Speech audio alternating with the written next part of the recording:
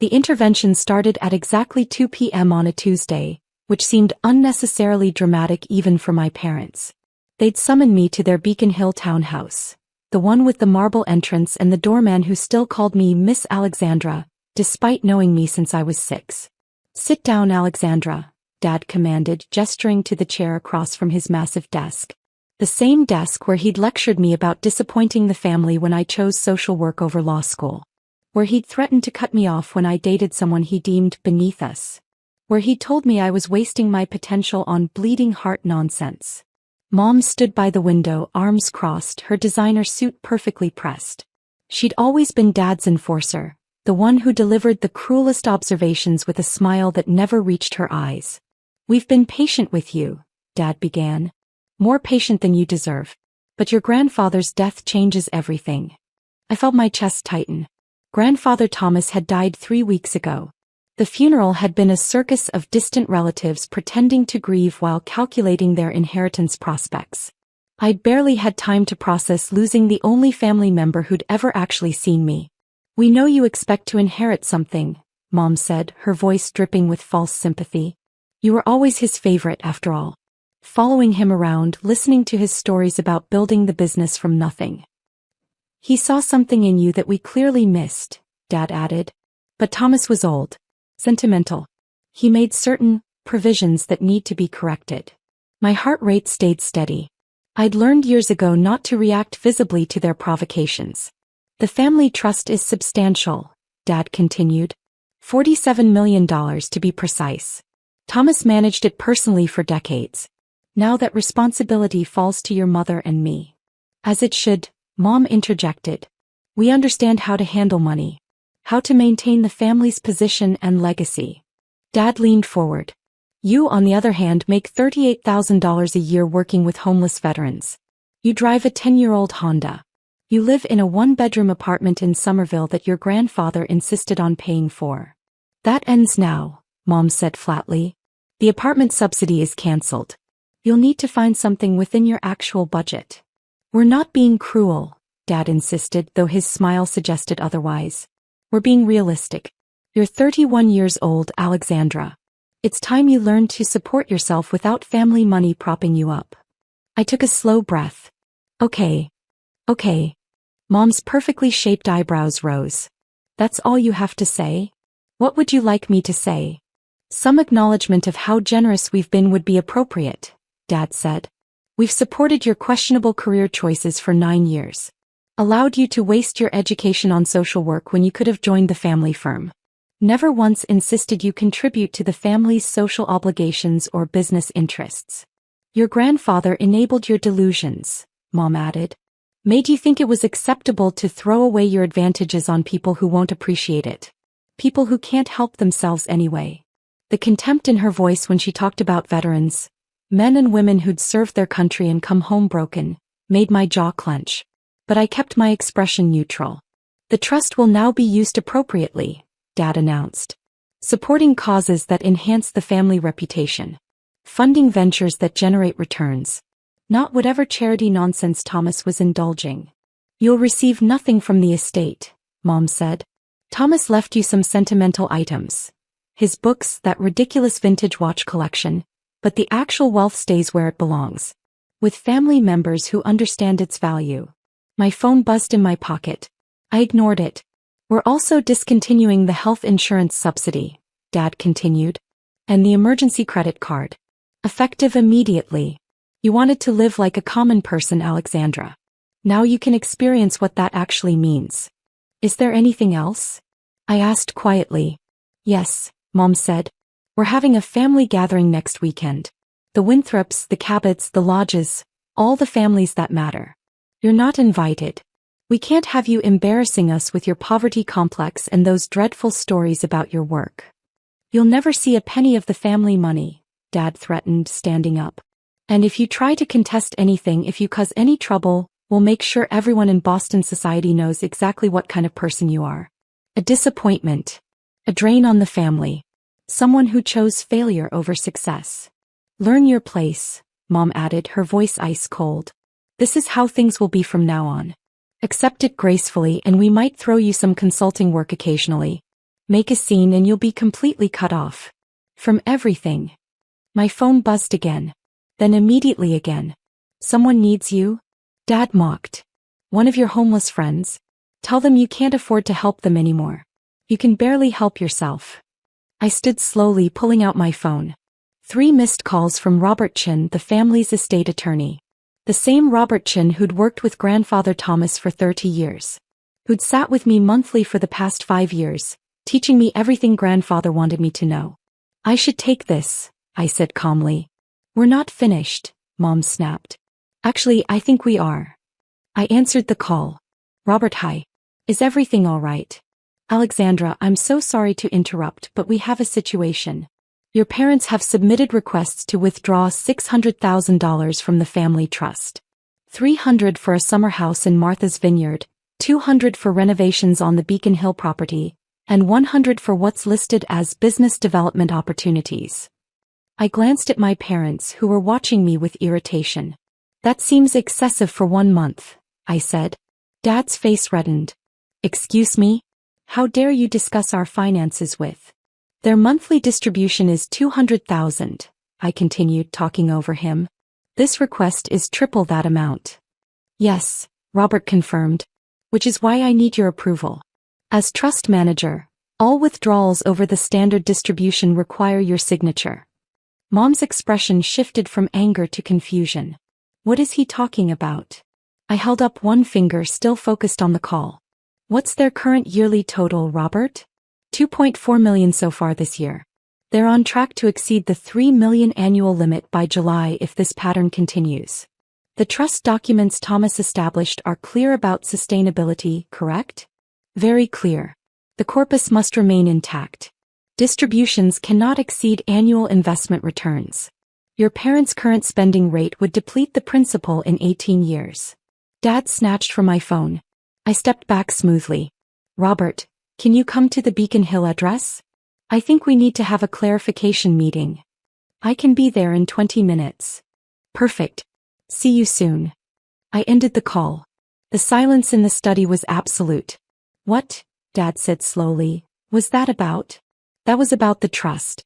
The one you just told me you control. Mom's voice was sharp. We do control it. Thomas left it to us. Actually, he didn't.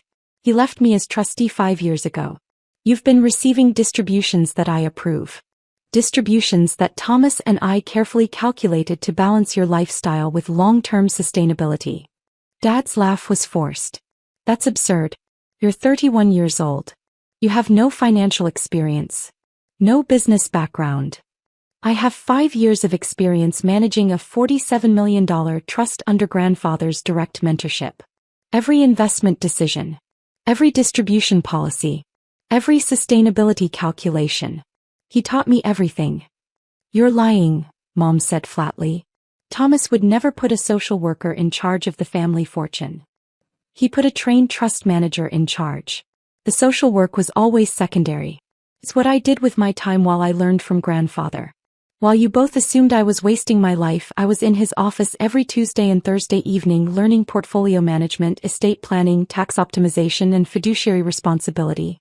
Dad's hands were shaking slightly. If this is true, and I don't believe it is, then you've been deceiving us for 5 years. No. I've been doing my job. Grandfather didn't want the family to know until after his death. He said it would influence how you treated me, and he wanted me to develop the skills without that pressure. This is insane, Mom said. Robert Chin would never allow this. Robert helped design the succession plan. He's been copied on every monthly report I've sent you for 5 years. The ones you never read because you assumed they were just administrative updates. The doorbell rang. Mom and Dad exchanged glances. That would be Robert, I said. Shall I get it or would you like to? Dad's face had gone from red to pale. Alexandra, if you're lying about this. I'm not. But you're welcome to ask him yourself. I walked to the door, my heart pounding but my steps steady. Robert stood in the hallway, briefcase in hand, his expression professionally neutral but his eyes kind. Hello, Alexandra. Mr. and Mrs. Whitmore. He nodded to my parents who'd followed me out of the study. Robert, Dad said urgently. Tell me this is a joke. Tell me Alexandra hasn't been managing the family trust. I'm afraid I can't tell you that, Richard. Because it wouldn't be true. Mom actually swayed. This can't be happening. Perhaps we should sit down, Robert suggested gently. This is clearly a surprise to you both, though I'm not sure why. The monthly reports have been quite detailed. We returned to the study. Robert opened his briefcase and pulled out a thick folder. Thomas Whitmore executed a new trust declaration 5 years ago. He appointed Alexandra as trustee, with full discretionary authority over all distributions and investments. I witnessed the document, as did Judge Matthews and Thomas's accountant. Why? Dad demanded. Why would he do this? Because he watched you both spend recklessly for decades, I said quietly. Because he saw how you treated money as an endless resource rather than something to be stewarded. Because he knew that without oversight, you'd burn through the principal in 15 years and leave nothing for future generations. That's not fair, Mom protested. We've built businesses, maintained properties. With trust fund distributions, Robert interrupted gently. Mrs. Whitmore, your boutique consulting firm has operated at a loss for 6 years. It's only sustained by monthly trust distributions of $40,000. Mr. Whitmore, your venture capital fund has a negative return rate. You've lost money on 14 of your last 16 investments. Dad's face was crimson now. How dare you? I'm stating facts that are documented in the trust reports. Facts that Alexandra has been carefully tracking and managing. Without her oversight, you would have made several catastrophic investment decisions that would have cost the trust millions. What decisions? Mom asked weakly. I pulled out my phone, opening the Notes app where I'd been tracking everything for 5 years. 2 years ago, you wanted to invest $3 million in a tech startup run by your college roommate's son. I researched the company. They had no viable product, no path to profitability, and a CEO with 2 previous bankruptcies. I denied the distribution. The company folded 6 months later. That was just bad luck, Dad muttered. Last year, you wanted to buy a commercial property in Cambridge for $4.2 million. I had it independently assessed. The building had structural problems that would cost $2 million to repair, and the rental income wouldn't cover the maintenance costs. I denied that request too. The building sold for $2.8 million 3 months later after the foundation issues were discovered. Robert nodded. Alexandra has saved the trust an estimated $12 to $15 million in bad investments over the past 5 years. She's also grown the portfolio by 32% through careful, conservative investment strategies. The trust was worth $36 million when I took over, I said. It's now worth $47 million. Grandfather's goal was sustainable growth that would support the family for generations, not just maximize your current lifestyle. Mom sank into a chair. You've been controlling our money this whole time. I've been managing the trust according to grandfather's wishes and fiduciary best practices. Your standard distribution is $200,000 per month. That's $2.4 million per year. The trust generates approximately $3.5 million in annual returns. The difference is reinvested to protect against inflation and market volatility. We need more than that, Dad said desperately. The Beacon Hill property needs updates. The Martha's Vineyard house is an investment. The Beacon Hill property was renovated 18 months ago for $300,000. The Martha's Vineyard house is a luxury purchase, not an investment. And your business development opportunities, I looked at Robert. Country club membership upgrades and a boat, Robert confirmed. Hardly business critical. You're punishing us, Mom said. This is revenge for how we treated you. No. This is me doing the job grandfather trained me to do. If I wanted revenge, I would have mentioned that your current spending rate is unsustainable. That at your current pace, you'll exceed the annual distribution limit by August. What happens if we exceed it? Dad asked. The trust documents are clear. Distributions are reduced the following year to compensate. Spend $600,000 over the limit this year, and your monthly distributions drop to $150,000 next year. The color drained from both their faces. We can't survive on $150,000 a month, Mom whispered. Then you need to adjust your spending. That's what you told me 2 hours ago, remember? When you lectured me about living within my means. Robert cleared his throat. There's something else you should know. Alexandra has been more than fair with you. Thomas's trust documents gave her the option to reduce your distributions to $100,000 per month as a baseline. She could have enforced that from the beginning. Instead, she's maintained the higher distribution rate and only stepped in to prevent catastrophically bad financial decisions. Why? Dad asked, looking at me with something between confusion and fear. Because you're my parents. Because despite everything, Grandfather loved you and wanted you to be comfortable. Because I'm not interested in punishing people. I'm interested in protecting the family's long-term security. But you let us believe we controlled everything, Mom said. You never asked. You never read the monthly reports. You never questioned where the money came from or who approved it. You just assumed. And you treated me like a failure because I didn't broadcast my success. Robert pulled out more documents. There's also the matter of the apartment in Somerville. The one you're kicking me out of? Asked my parents. The trust doesn't own that apartment, Robert said. Alexandra bought it with her own money 4 years ago. The payments that appeared to come from the trust were actually from a separate inheritance Thomas left her when her grandmother died. $1.2 million that she invested wisely and used to purchase property. Dad's mouth opened and closed. But we thought. You thought I was living off family charity. I was living off my own investments while managing yours. The health insurance? Mom asked weakly. Also mine. I get excellent benefits through my employer. The policy you thought you were paying for? That was my own coverage that I never canceled when Grandfather set up the trust arrangement. I kept the administrative emails going to you because it was easier than explaining the truth. And the emergency credit card? Dad asked. There never was one. That was something Grandfather told you about to make you feel like you were supporting me. The one time you tried to cancel it, when I dated Marcus, there was nothing to cancel. Grandfather just told you it was handled. Robert checked his watch. I have another meeting, but Alexandra, we should schedule time to review the new distribution requests. Denied, I said firmly. All of them. Mom, Dad, your monthly distribution remains at $200,000. If you need more than that, you'll need to submit detailed proposals with clear justification. Just like any other trust beneficiary would. Beneficiary. Mom repeated. We're just beneficiaries? You've always been beneficiaries. You just didn't realize someone else was managing the fund. Someone who actually studied portfolio theory and fiduciary responsibility. Someone who spent 5 years learning from one of the best financial minds in Boston. Robert stood collecting his documents. Richard, Catherine, I'd be happy to schedule a meeting to review the trust structure in detail. But I want to be clear. Thomas's wishes were explicit. The documentation is ironclad, and Alexandra has performed exceptionally in her role. There are no grounds for legal challenge. After Robert left, the three of us sat in silence. Dad stared at his desk. Mom looked out the window. I remained calm, waiting. You could have told us, Dad finally said. Would you have listened? Would you have treated me any differently? Or would you have fought it, challenged it, made everything more difficult? We had a right to know. The trust documents didn't require me to tell you.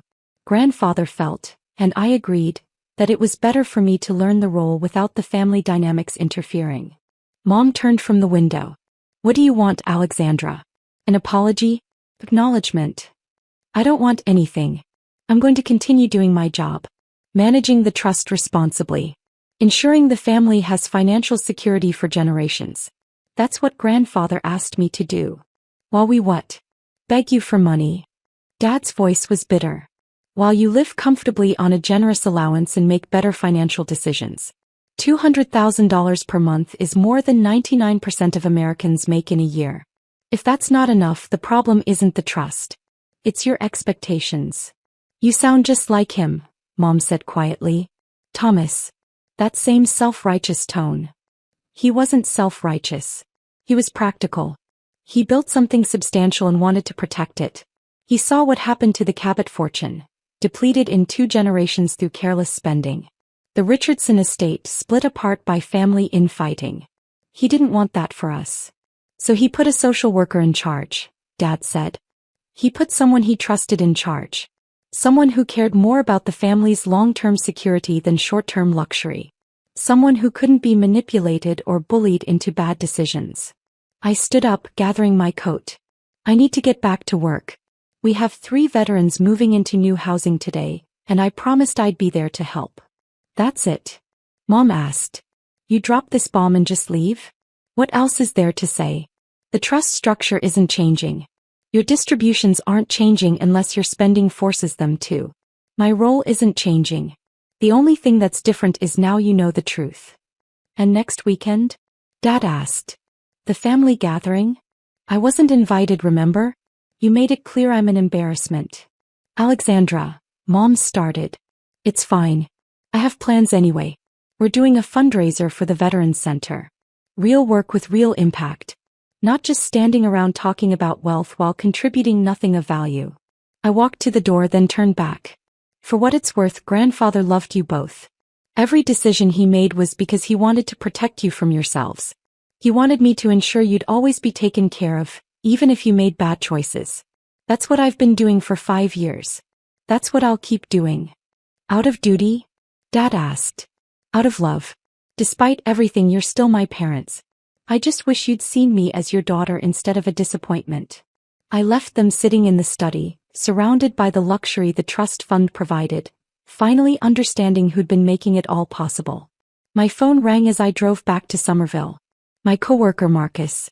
Hey, how'd it go with your parents? About as expected. They didn't take it well. Are you okay? Yeah. Actually, I feel relieved. 5 years of pretending to be something I'm not. 5 years of letting them believe I was failing. It's exhausting. You're the most successful person I know, Alex. You manage a $47 million trust, run a successful nonprofit on the side, and still show up to help veterans every single day. Your parents are idiots if they can't see that. I smiled. Thanks, Marcus. Drinks after the housing setup? You sound like you need them. Definitely. I pulled into the Veterans Center parking lot, where 3 families were waiting to get keys to their new apartments. Apartments I'd helped fund through a grant from the foundation I'd quietly established with my own money. The one my parents didn't know about. The one that had placed 47 homeless veterans in permanent housing over the past 3 years. My phone buzzed with text. First from Mom. We need to talk about this properly. Then Dad. This isn't over, Alexandra. And finally, surprisingly, from Robert. Your grandfather would be incredibly proud. You handled that with remarkable grace. I responded only to Robert. Thank you. He taught me well. The veterans were waiting. Real people with real needs who didn't care about trust funds or family drama. Who just needed someone to see them as human beings worthy of dignity and support. Miss Alexandra. Called out Tommy, a Marine veteran I'd been working with for 6 months. We got the keys. All 3 families move in today. I smiled, pocketing my phone. That's wonderful, Tommy. Let's go see your new place. As I helped them move boxes and set up furniture, I thought about Grandfather Thomas. About the hundreds of hours we'd spent in his office, him teaching me not just about money management but about responsibility, dignity, and the weight of stewardship. Money is just a tool, Alexandra, he told me. The question is what you build with it. Your parents build monuments to themselves. I want you to build something that lasts. Something that helps people. That's the real legacy. I tried to do both. Protect the family fortune while using my own resources to make a difference. It had meant living smaller, dressing simply, driving an old car, and letting my parents believe I was struggling. But it had been worth it. My phone buzzed again. This time a group text to the entire family from my Uncle Christopher. Just heard the news. This is unacceptable. Family meeting this weekend. Alexandra needs to be held accountable. I stared at the message, then at Tommy helping his kids pick out which bedroom they wanted. At Maria, a Navy veteran, crying happy tears as she turned on the water in her new bathroom. At James, an Army veteran standing in his kitchen for the first time in 3 years. Let them have their meeting. Let them plot and scheme and rage about how a 31-year-old social worker dared to control their access to money. I had more important things to do. I had a trust to manage responsibly. Veterans to house. A legacy to honor. And 5 years of experience proving I was exactly the person Grandfather Thomas believed I could be. My parents had said I'd never see a penny of the family money. They were right. I'd never been interested in seeing it. I'd been too busy managing all $47 million of it. Sometimes the quietest person in the room is the one with the most power. Sometimes the family disappointment is the only one actually succeeding. And sometimes the best revenge isn't revenge at all. It's simply doing your job with integrity while everyone else falls apart around you. I helped Tommy hang curtains in his daughter's room, my phone buzzing with increasingly frantic family messages that I'd read later. Or maybe not at all. Because tonight, 3 families who'd served their country would sleep in safe homes. And that mattered more than anything my parents could threaten or promise. Grandfather Thomas had taught me that. And everything else I needed to know.